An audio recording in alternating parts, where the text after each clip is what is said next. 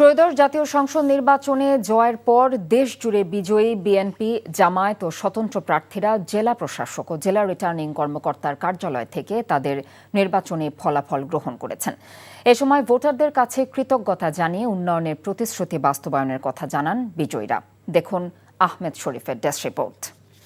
White plus pro sensitive স্কয়ারে মাঠের বাইরেও তো আমরা এভাবে দেশপ্রেম দেখাতে পারি। জনগণ বিএনপির উপর যে আস্থা রেখেছে তা জনগণের সেবা ও দেশের অর্থনীতি পুনরুদ্ধারে সবাইকে সাথে নিয়ে কাজ করবেন বলে জানিয়েছেন বিএনপির নির্বাচিত প্রার্থী আমির খসরু মাহমুদ চৌধুরী। জনগণ যে আস্থা রেখেছে এটা আমাদের জন্য একটি কঠিন দায়িত্বের মধ্যে ফেলেছে। আমরা কিভাবে জনগণের প্রত্যাশা পূরণ করব, আকাঙ্ক্ষা পূরণ করব, দায়িত্ব পালন করব, সেটাই হচ্ছে গুরুত্বপূর্ণ বিষয়, অন্য বিষয়ের চেয়ে। তো এটা বিজয় নয়, এটা জনগণের আস্থা মনে করে আমরা কাজ করব, জনগণের জন্য, জনগণের সেবায়। সংসদ নির্বাচনের চূড়ান্ত ফলাফল আনুষ্ঠানিকভাবে ঘোষণা দিয়েছেন নেত্রকোনা জেলা রিটার্নিং কর্মকর্তা ও নেত্রকোনা জেলা প্রশাসক মোহাম্মদ সাইফুর রহমান। সকালে জেলা প্রশাসক সম্মেলন কক্ষে 5টি আসনের সংসদ সদস্যদের উপস্থিতিতে সরকারিভাবে চূড়ান্ত ফলাফল ঘোষণা দেওয়া হয় এবং নির্বাচিত সদস্যদের হাতে ফলাফল হস্তান্তর করা হয়। জনগণই যে এই ক্ষমতার উৎস, যেটা জনগণই যে রাষ্ট্রের মালিক, সেটা কিন্তু দীর্ঘদিন পরে এই নির্বাচনের মাধ্যমে এটা প্রতিষ্ঠিত হয়েছে। ভোট দিয়ে নির্বাচিত করায় রাজশাহী 1 আসনের নবনির্বাচিত এমপি, জামায়াতে ইসলামীর কেন্দ্রীয় নায়েবে আমির অধ্যাপক মুজিবুর রহমান ভোটারদের কৃতজ্ঞতা জানিয়েছেন। সবাইকে সাথে নিয়ে এলাকার উন্নয়নের কাজ করার কথা জানিয়েছেন তিনি।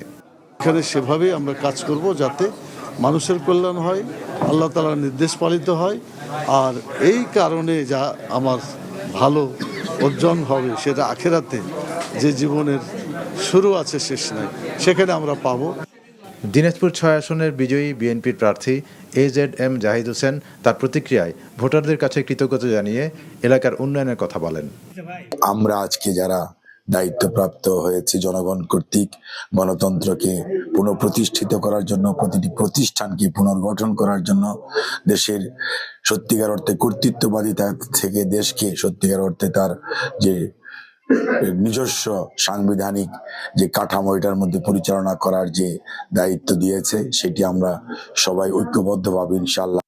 কুমিল্লার 11টি আসনের নির্বাচিত প্রার্থীরা আনুষ্ঠানিকভাবে জেলা প্রশাসক ও জেলা রিটার্নিং কর্মকর্তার কার্যালয় থেকে তাদের নির্বাচনী ফলাফল গ্রহণ করেন। নির্বাচনে কুমিল্লার 11টি আসনের মধ্যে 8টিতে বিএনপি, 1টিতে জামায়াত ও 1টিতে স্বতন্ত্র প্রার্থী বিজয়ী হয়। ইনসাফ প্রতিষ্ঠা করব এবং আমার শত্রুর সাথেও যেন বেইনসাফি না হয়, ওই ধরনের সিস্টেম আমি যেন বাংলাদেশে তৈরি হয়, সেটি নিশ্চিত করার প্রচেষ্টা আমাদের অব্যাহত থাকবে। ব্রাহ্মণবাড়িয়া 2 আসনের নবনির্বাচিত সংসদ সদস্য ব্যারিস্টার রুমিন ফারহানা বলেছেন, 12 তারিখের ভোটে তিনি যে জয় পেয়েছেন তা কেবল তার নয়, বরং নেতাকর্মী ও ভোটারদের জয়। এই জয়টা আমার না, এই জয়টা আমার ভোটারের। আর যারা আমাকে ভোট দেয়নি, আমার ব্যাপারে অশালীন কুৎসিত মন্তব্য করেছে বিএনপির পদধারী নেতারা, আমি তাদের কাছেও কৃতজ্ঞ।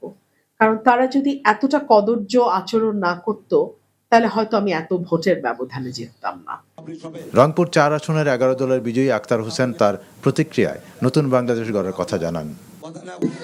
বারবার এই কথাটা বলছিলাম আপনাদেরকে, যা আগে হারা গাছে রেজাল্ট পাবলিশ হবে, তারপরে কাউনিয়ার পীর গাছে রেজাল্ট পাবলিশ করা লাগবে।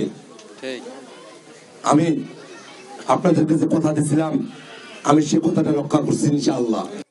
আহমেদ শরীফ, NTV নিউজ ডেস্ক।